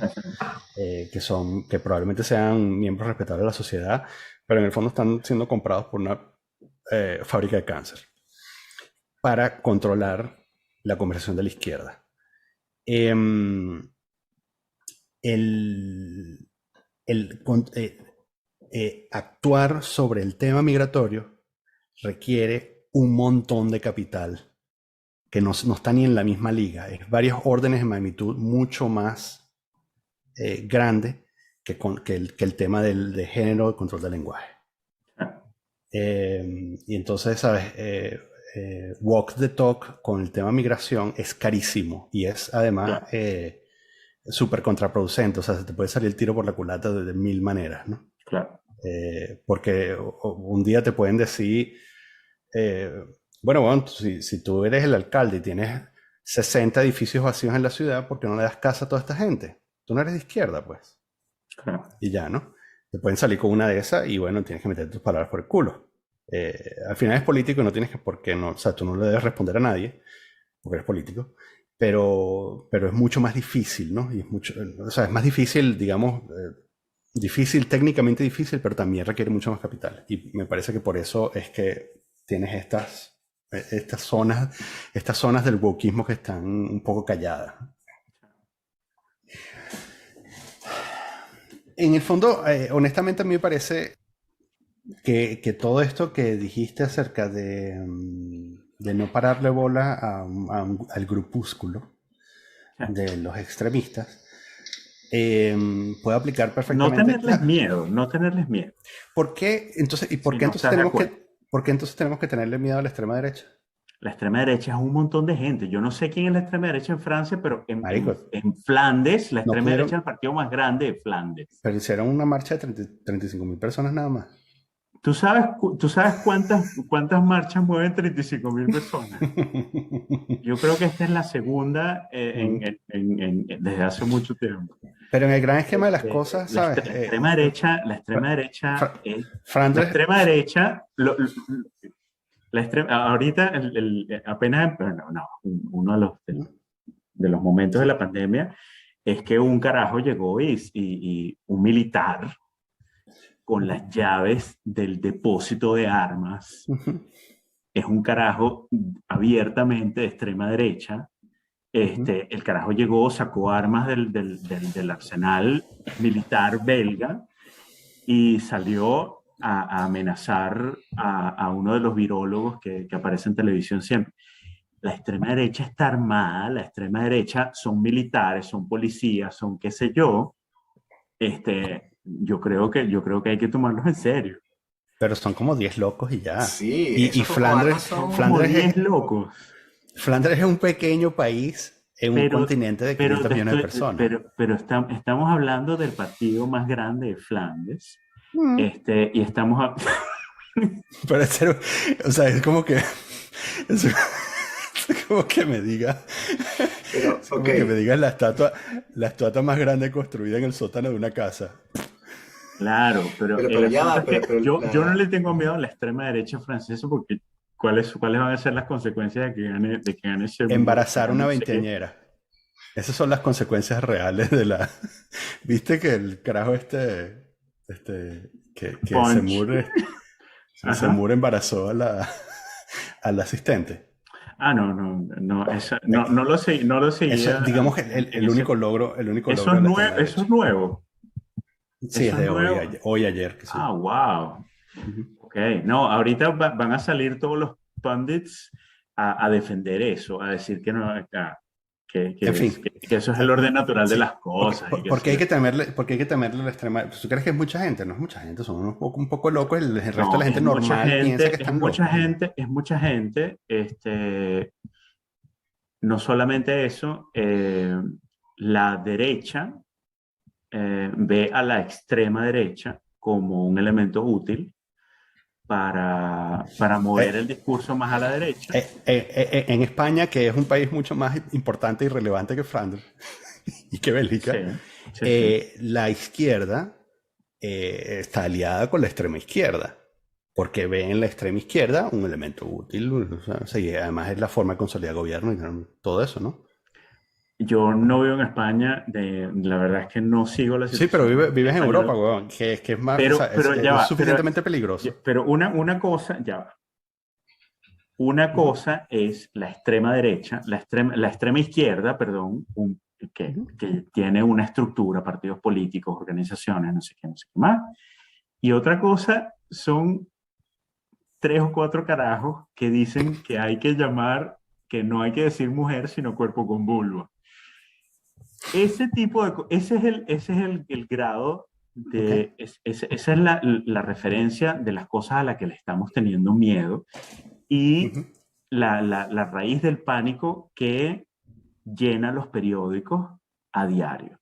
Cada día hay un ejemplo así, idéntico, de alguna parte del planeta que utilizamos para advertirle a la gente que el fin de la sociedad occidental está cerca. Porque en Iowa hay un carajo, un alcalde quizás, o una escuela que prohibió tales libros. Yo creo que hay muchísimos más ejemplos, de los que no se habla, por supuesto, de situaciones muchísimo más graves, como el partido más grande de Flandes que le quiere quitar los subsidios a una organización que lucha por los derechos de los inmigrantes. O el partido más grande de Flandes que le quiere quitar los subsidios a una organización universitaria que se ocupa de asuntos como igualdad, como qué sé yo, como universidades que le quitan la afiliación a agrupaciones porque les parecen extremadamente activistas, pero siguen manteniendo agrupaciones estudiantiles que son obviamente, que están abiertamente ligadas a la extrema derecha. Que hay elementos de la extrema derecha que están, que forman parte de las asambleas generales de las universidades y que al mismo tiempo en el que se está advirtiendo que esas organizaciones activistas son muy radicales, se defiende la presencia de elementos de extrema derecha en las asambleas generales de una universidad porque hay que ser pluralista. Sí, Ese tipo de ejemplos que existe también en todas las universidades del planeta, que existe también en todos los contextos del planeta y que podrían llenar el periódico todos los días amenazando a todo tipo de activismo, a todo intento de progreso en cuanto al tema del racismo, en cuanto al tema del género, qué sé yo qué. Eso también podría llenar el periódico todos los días. Y podríamos llenarnos de pánico todos los días diciendo que hay una élite que no quiere perder los privilegios que ha construido, por los que ha trabajado muy duro, ¿ok? Pero que no quiere perder lo que construyó, no solamente por un instinto, por un reflejo egoísta, sino también por una convicción muy sincera de que eso es lo que es y de que lo que ellos están proponiendo está muy mal y es muy feo. Eso también podría llenar el periódico todos los días y podría llenarnos de miedo sobre el estamento intelectual de los países, pero eso no es lo que pasa. ¿Por qué? Porque nosotros utilizamos ejemplos de otra cosa sacados de contextos completamente disímiles para crear toda una narrativa inmensa de amenaza a nuestra manera de vivir. Y eso me parece que es algo, que es un esfuerzo consciente. Y por eso a mí me parece mucho más interesante analizar el antiactivismo, ese esfuerzo consciente de andar demonizando gente porque quiere igualdad y porque quiere porque quiere intentar no insultar a la gente o qué sé yo qué. A mí eso me parece mucho más peligroso que otras cosas. Sí, pero yo también veo en la extrema derecha, o sea, el nivel de decadencia lingüístico al que hemos llegado hace que tenga que decir, no estoy defendiendo a la extrema derecha. Dicho eso, me parece injusto que creemos un bloque en el cual todos los electores del Frente Nacional en Francia, vamos a suponer que son racistas, por ejemplo, o que todos los electores de Trump son racistas o antiinmigrantes o lo que sea, porque son partidos que aglutinan mucha gente que fue traicionada por la izquierda tradicional. Entonces, No, no toda la gente... hay un eslogan que a mí me parece que es el más acertado, que dice, es un eslogan, o sea, es Ujú. una simplificación, que dice, not all Trump supporters are racists, but all Trump Racist. supporters didn't consider racism, but for all Trump supporters, racism was not a deal breaker. Sí, Y sí, igualmente. eso me parece bastante Sí, sí. Porque tienes concreto, me problemas parece bastante económicos y te real votaron. Sí, sí, y me claro. parece bastante problemático. O sea, Claro, pero... si lo que a ti te interesa, este, lo pones, si lo que a ti te interesa te parece tan prioritario que eres capaz de votar por un carajo que es abiertamente racista, entonces a mí me parece que tú eres un tipo problemático. Sí, no, de acuerdo, Y está no bien. estoy, Sí, sí. y A un no nivel necesito personal. decir, no necesito ni siquiera saber si eres un racista o no. No me interesa saber si eres un racista o no. Eres una persona a la que no le interesó darle el poder a alguien abiertamente racista, a la que no, eso no le pareció problemático. Eso a mí me parece problemático. Pero yo quiero saber por qué. ¿Por qué se lo dio? Eso es lo que me pasa. A mí ¿Qué es no lo me que me parece más interesa por qué se interesante? lo dio. A mí no me interesa por qué se lo dio. Le dio poder a una persona abiertamente racista porque no piensa que eso es un problema. Sí, Por eso uno se piensa lo que es dio. racista, o se lo define de otra manera, o le pasa. Hemos tenido trompistas en el programa. Yo creo que nosotros estamos grandecitos. Si vamos a empezar a defender, podemos empezar a defender la infantilidad de la gente con la que no estamos de acuerdo, y defender esa infantilidad le resta amenaza. Entonces podemos decir, esos carajos que quieren decir cuerpo con vulva, no, son unos niñitos, déjalos tranquilos. Y entonces no nos vamos a preocupar y eso no va a salir más nunca del periódico. Pero ese tipo de vainas no las hacemos con ellos, las hacemos con los carajos que votaron por Trump. Yo, no, pero es que coño, no, esos carajos no saben realmente que Trump es un racista y por eso no hablamos de ellos. Sí, pero no solamente de Trump, o sea, en Francia también tienes una gran cantidad de electorado Y Del Partido esos Comunista, que se carajos son voltearon. gente adulta y son gente adulta y Son votaron por obreros, ¿no? racistas O y hay sea, que, no, a la gente, el movimiento wokeness, si hay una palabra que resume el movimiento wokeness, es accountability. Eso es básicamente toda la lucha wokeness. Hay un pasado sexista, hay un pasado colonial, todo eso se proyecta todavía en el presente. Esa es una lucha que es continuada y no sé qué, todo eso no lo vamos a resolver de un día para el otro, pero por lo menos vamos a empezar con accountability, con una especie de responsabilidad, con reconocer que algo está mal y que ese algo que está mal tiene consecuencias. Hay una entrevista, yo no sé si yo lo compartí con ustedes en algún momento, pero hay una entrevista que dio David Lynch hace poco, David Cronenberg, sorry, David Cronenberg en una revista española que se llama Fotogramas. Nada, periodistas, en este momento hay una de periodismo, de populismo periodístico, que es que vamos a echarle leña al fuego. Y ahorita no hay nada que le eche más leña al fuego que cancel culture. Entonces vamos a preguntarle a David Cronenberg sobre una frase oscura que dijo hace 35 años. ¿Está? Señor Cronenberg, usted dijo hace 35 años que el artista no debe tener responsabilidad social. En plena época de cancel culture, usted lo repetiría. O sea, eso es la vaina más populista que existe y eso es esa es la esencia de la discusión que estamos teniendo en este momento. Que hay periodistas que están buscando, coño, ¿cómo hablo hoy del cancel culture? Porque les pagan por hacer eso. Y llega ese carajo, le pregunta a David Cronenberg, mango bajito, coño, este tipo lo dijo hace 35 años, vamos a preguntarse. Y David Cronenberg llega y responde diciendo, mira, eso que denominamos responsabilidad social, básicamente se reduce a una forma de autocensura. Y si tú te vas a autocensurar, te estás suicidando como artista. porque básicamente lo que estás haciendo es coartando tu intuición. Y la intuición es la base del arte. Esa es la respuesta de Cronenberg, la primera parte de la respuesta de Cronenberg.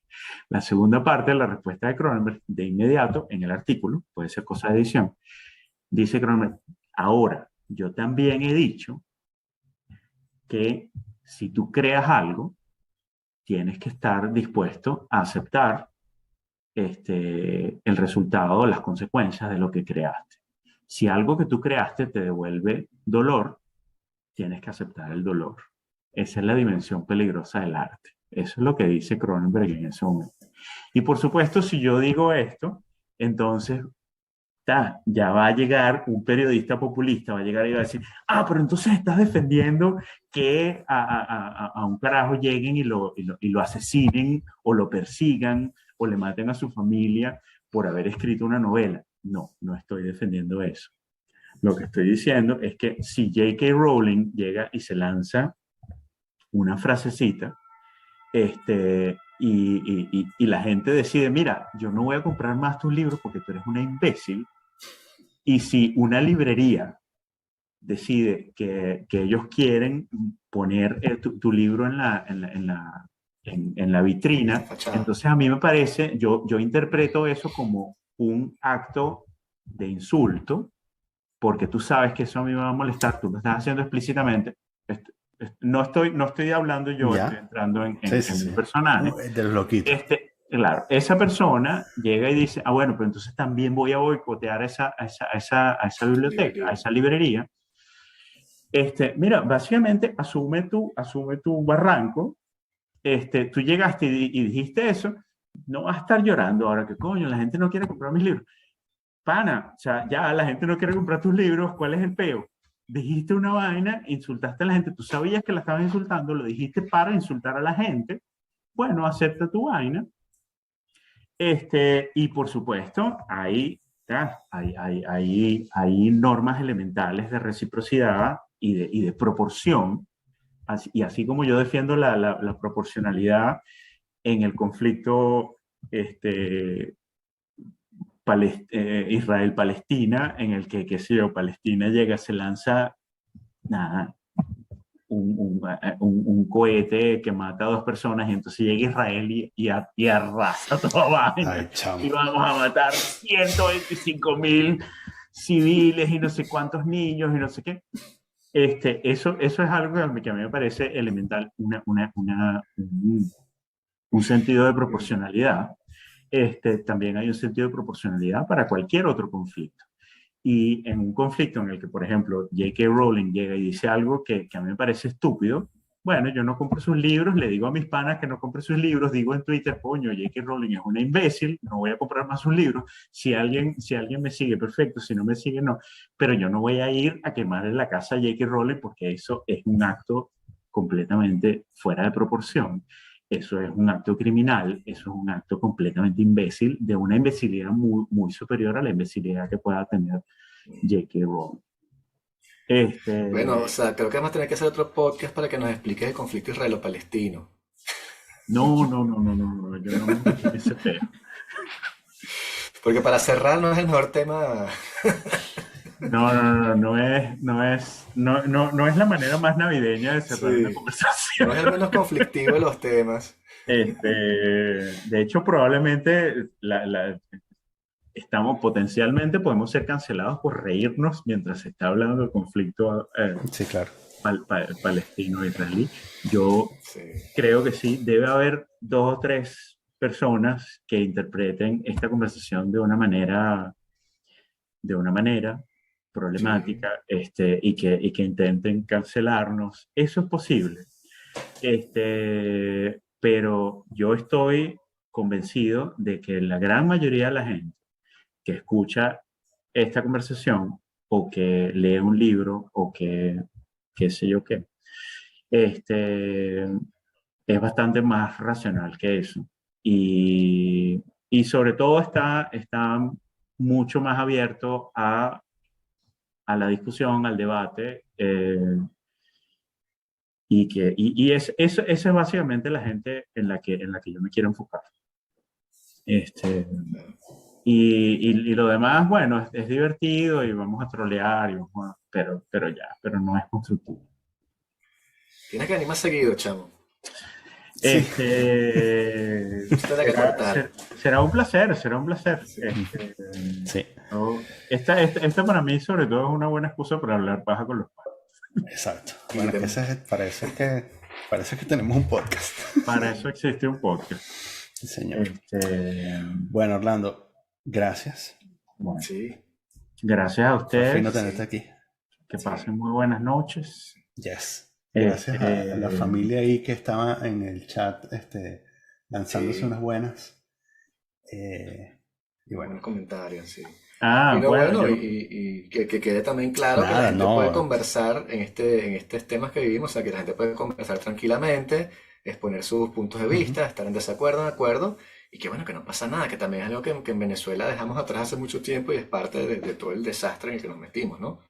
Entonces, bueno, sí, yo creo que hay una cosa, hay un talento muy venezolano, que es el no dejar escalar los conflictos, que es como que hay, y no muy venezolano en el sentido de, qué sé yo, o sea, Venezuela también es un contraejemplo de eso. Sí, pero es una evasión del conflicto, sí. Sí, pero a mí me parece que de tanto conflicto que hemos tenido que enfrentar, nada, hemos aprendido a llevar el conflicto de una manera un poco más saludable. Yo creo en eso y bueno, si ese es nuestro aporte a la sociedad contemporánea, bueno, Wow. hagámoslo.